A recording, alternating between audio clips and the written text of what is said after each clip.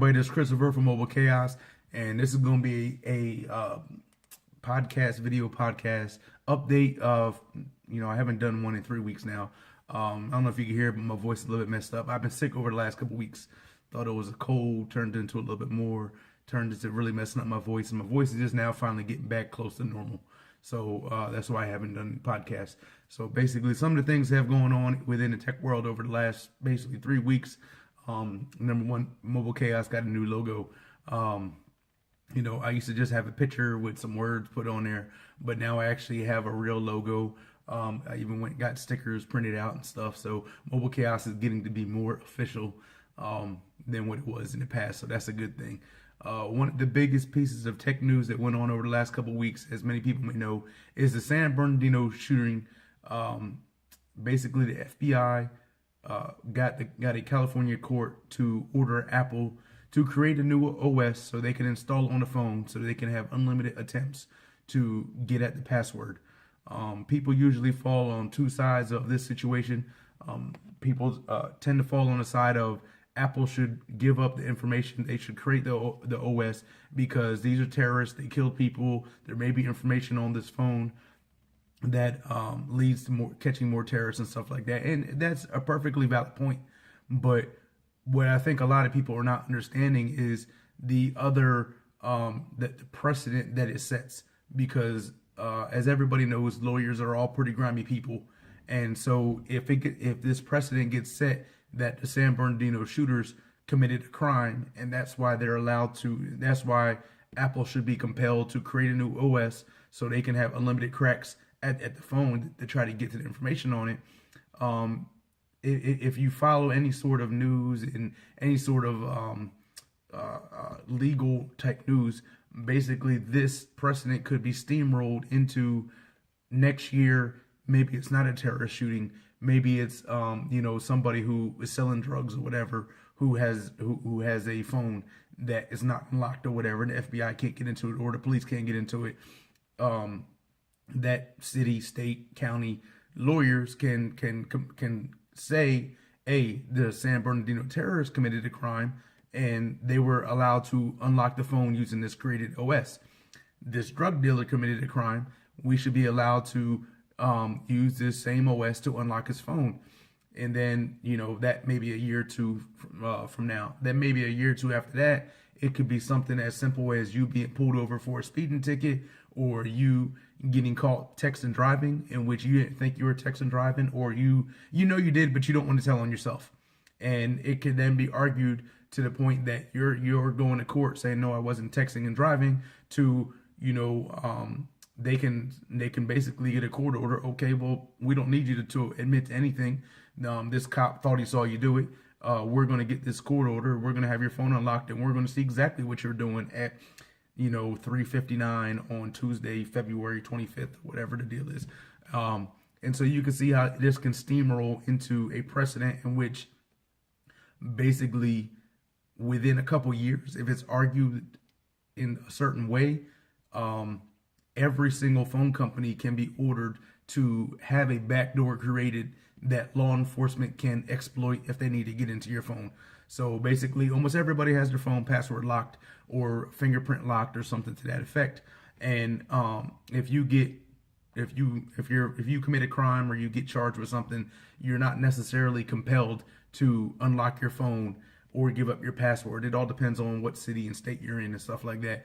But you're not always compelled to unlock your phone to tell on yourself, basically. And if this precedent gets set, it can be argued in court over and over and over again and over again until it gets to the point that you don't have any rights to secure your own information. Now, does everybody have information to hide? No, everybody doesn't have information to hide. Nobody, I would say the average person doesn't have stuff to hide on their phone, but they may have some things that they do want to hide. Husband and wife, perfectly happy relationship.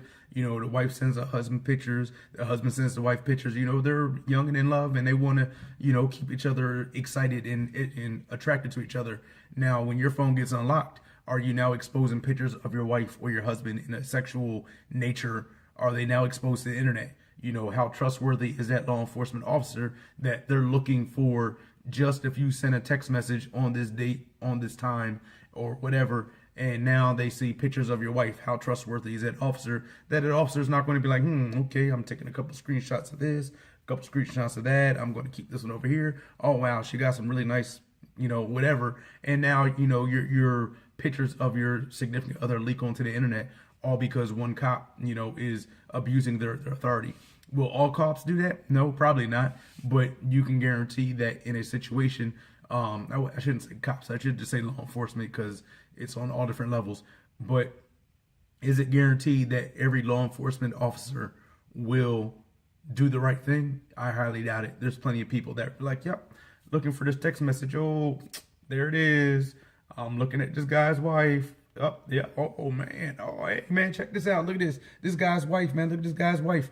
And that's a very likely scenario to happen. And that's why average everyday citizens shouldn't be shouldn't be supporting the court saying Apple should create this OS. And that's exactly what it is. Currently, all mobile phones have a encryption built into the phone, that all your information stored on the phone is encrypted. And basically, almost every phone is set up that there's a certain number of attempts at a password, and if you don't get the password correct, then it wipes the phone.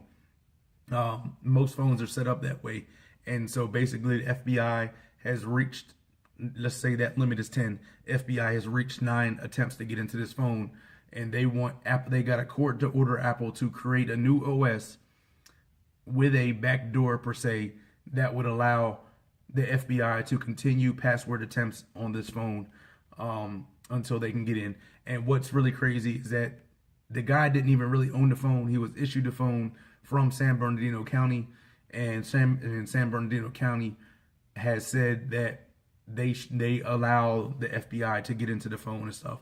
But it's Apple saying, no, we can't set this precedent.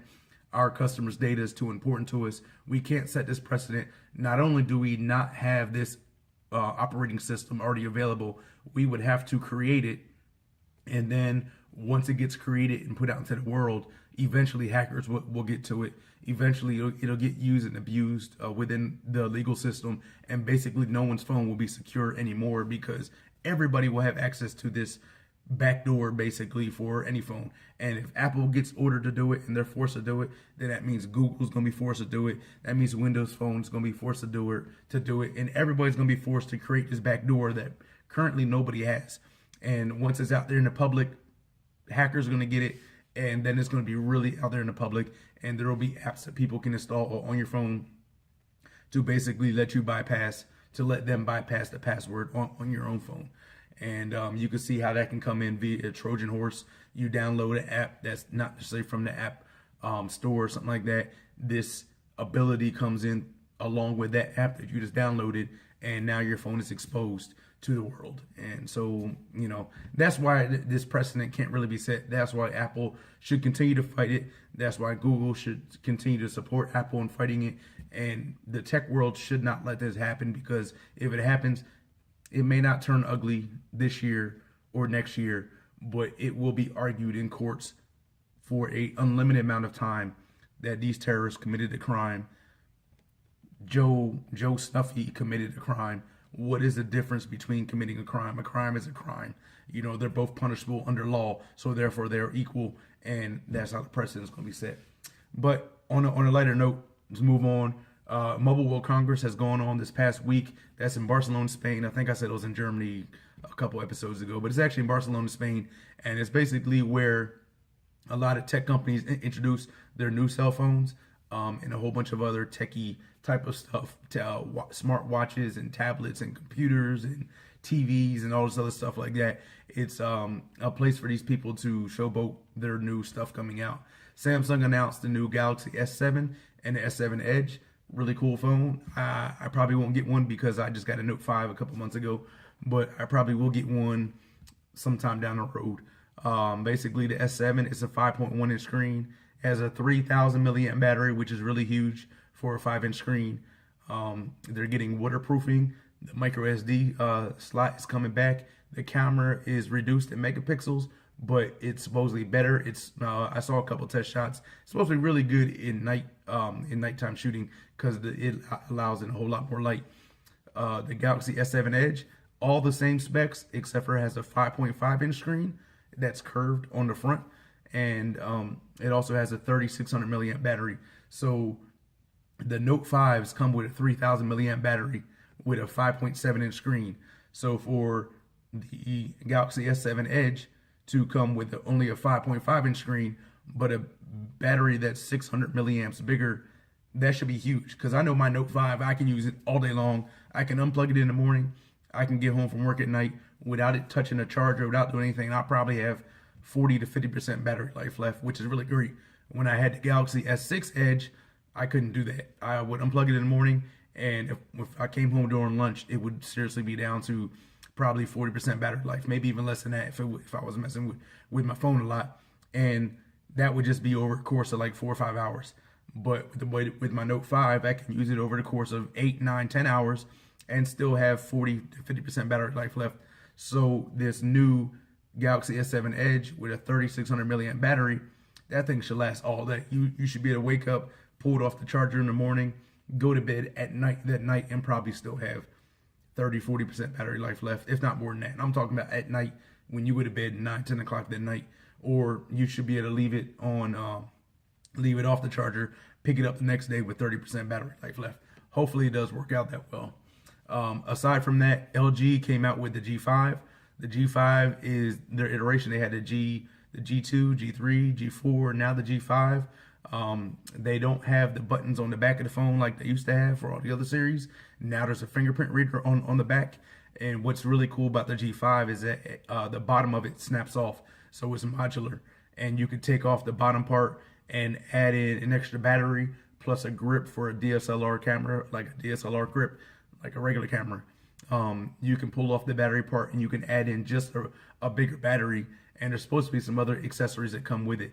And it's a really cool way to make it modular, to make it adaptable. So when you're going on that trip, when you know you're going on that day-long trip to the city or here or there or whatever, you can pull off your normal battery, slide in the bigger battery, and you can know that you can have that all-day battery life. Or if you know you're going on a scenic trip, like I said, slide in the DSLR controls. You have a bigger battery so you can take more pictures, and you have the controls of a real camera. It's a really cool idea. I don't know how well it'll sell, but it is really cool. Something new, something different. What else happened over last? Spotify. If you are not a user of Spotify and you're going to be a new user of Spotify, if you sign up for 3 months, pay for 3 months, which would be a little bit less than $30. I don't know, taxes and stuff. A little bit less than $30. They're going to give you a Chromecast audio, which Chromecast audio allows you to use your Wi-Fi network in your house or work to stream music to any speaker. I think I talked about it before. You can hook it up to any speaker and give that speaker Wi-Fi capabilities so it can work like a Sonos. You can be on your phone and say, I want to stream this music to the bathroom because I'm about to go take a shower. And you can have a speaker in your bathroom and it just goes there, or the bedroom or the kitchen or whatever. Lastly, that's what I'm going to talk about is running kind of long. Facebook buttons are live. I talked about it a little while ago. The Facebook buttons are now live.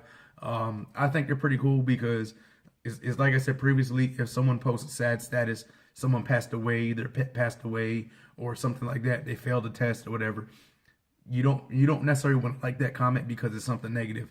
So now you have the options of liking it, saying wow, haha, being sad, or being angry. And that's your options. The way you get to it on your computer, you take your cursor, hover over top the like button, the other buttons will pop up, and then you just pick which one you want. Or if you're on your smartphone, you long press on the like, and then you can get the options to pop up and you pick which one. And now when you see someone post something and at the bottom where it normally just said 37 likes, now you'll see the different icons for who picked whatever. You'll see the happy faces, the wows. I think the wow is going to be the one to pick or whatever, just because it's going to be, I'm liking this, but I don't want to click like. I want to be different and hit wow. So I think wow is going to be the option that a lot of people are going to pick. Excuse me, y'all. But other than that, the haha is pretty cool. It's a little funny face. So, a lot of people post funny memes and jokes and comments or whatever. So putting haha is a cool thing. The only bad thing is that you cannot you cannot add the extra buttons for a reply or a comment or whatever. It's only about the main post. So if I post something, people can put like, happy, sad, all that stuff on there. But if someone replies to that and says, "Hey, Chris, you suck at life," I may suck at life. I don't know, whatever. But the only thing you can do is go back and like that person's comment. You can't, highlight it. You can't hover over it and then pick angry because you're angry because somebody said I suck at life. Like, I really don't care. It doesn't matter that much to me. But anyway, so that's just how it works. And that's all that I have, the news for the week or whatever. So like I said, I'm going to try to do this more weekly. Sorry, I got sick. My fault, whatever. But I'll still try to post as much as I possibly can now that work is lightened up. And just, it's like I said, cutting through the BS, giving you the real deal on tech. That's me. That's Mobile Chaos. Feel free to check me out. Facebook.com/Mobile Chaos. MobileChaos.net. Like I said, I have a new logo. Check it out. Tell me if you like my logo. Tell me if my logo sucks. Whatever. However you feel about it. It doesn't matter. But anyway, thanks for checking it out, and I appreciate it. And once again, it's Christopher from Mobile Chaos. Thanks.